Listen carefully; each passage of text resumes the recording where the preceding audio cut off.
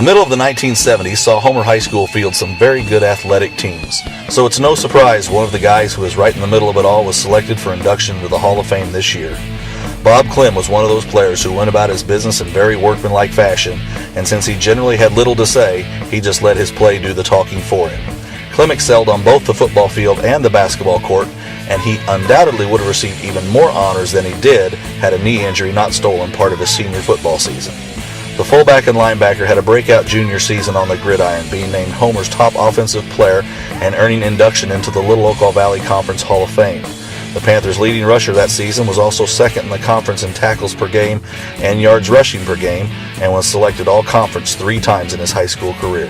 The Panthers finished 7-2 his senior year, the best record since the famed 1968 season, and not surprisingly, both losses were while Clem was injured. As a basketball player, Clem played much the same way. While teammates like John Dodd got tons of attention for their scoring ability, there was the steady Clem, quietly earning first-team all-conference honors and honorable mention all-state status as he helped lead his team to a 23-4 record his senior season.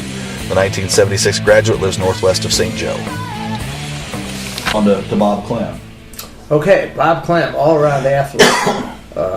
My fullback, my linebacker in football, and I always felt that punting was a weapon, and we had really good punters, and he was one of my good punters, really good, and really quiet kid, got the job done. Kids respected him as a leader, and what can I say? He was a heck of a linebacker, a heck of a running back, and a great punter, and we lost him in the Villa Grove game. Before the game, that week he didn't practice. I can't remember the injury, and boy, we needed him. I think we'd have won the game. It was really close if we'd have had him, because the punting was not good that night. And linebacking, I remember we put Victor Milton in. He did the best he could, but he was really young. And on the first play of the game, Milton was kind of a skittish kid. First play of the game, he almost scored. He went about 40 yards and surprised himself and us. But we needed Bob, and we didn't have him. He played basketball, and he ran track and was a good hurdler. And he hurt his knee his senior year, and he couldn't come out for track.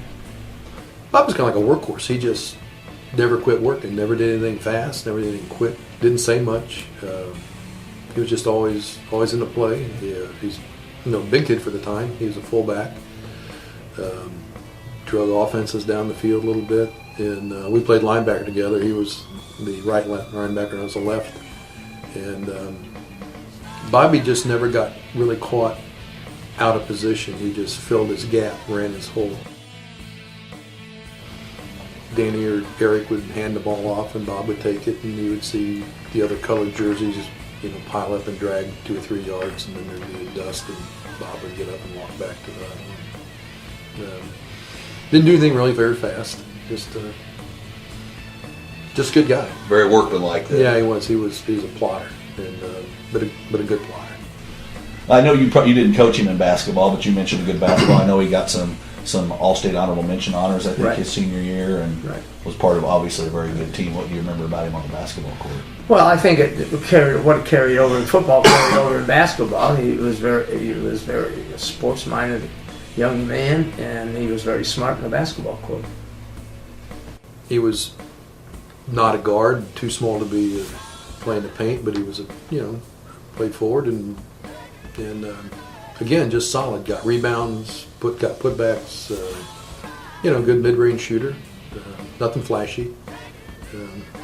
Teddy Tyler did the flashy stuff, and Bob plotted down in the grunt work. I don't think Bob was slow. Okay. Yeah. That's his quiet disdemeanor. He's just gonna decimate you. He wasn't a rah-rah guy or anything like that. Very quiet, but boy, very intense. Mean kid on the football field. There's no doubt about that. I think the ladies loved him too, if I remember right. That dark hair and that mustache. Yeah, he was a good-looking young man. He certainly was, but yeah. So, Bob's just a good guy all the way around. Didn't say much. Did his job. Never showed anyone up. Just worked.